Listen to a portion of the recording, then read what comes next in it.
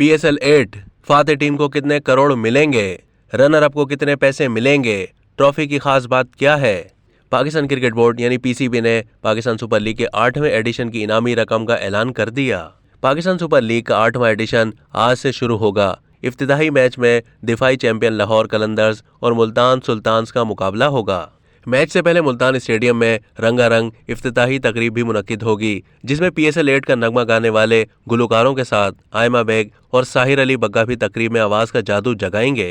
PSL 8 के matches Pakistan के 4 शहरों में होंगे, जिनमें मुल्तान, कराची, लाहौर और रावलपिंडी शामिल हैं। इवेंट का फाइनल 19 मार्च को लाहौर के कजाफी स्टेडियम में खेला जाएगा। PSL जीतने वाली टीम को 24 कैरात सोने से बनी ट्रॉफी के साथ 12 करोड़ रुपए की इनामी रकम भी दी जाएगी। फाइनल हारने वाली टीम 4 करोड़ 80 लाख की रकम घर ले जाएगी। PSL के गुज़िश्ता सीजन में फातेह टीम को 8 करोड़ रुपए जबकि रनर अप टीम को 3 करोड़ 20 लाख रुपए मिले थे। अब तक के लिए इतना ही। मजीद मालूमात के लिए डेली जंग के YouTube चैनल को सब्सक्राइब कीजिए।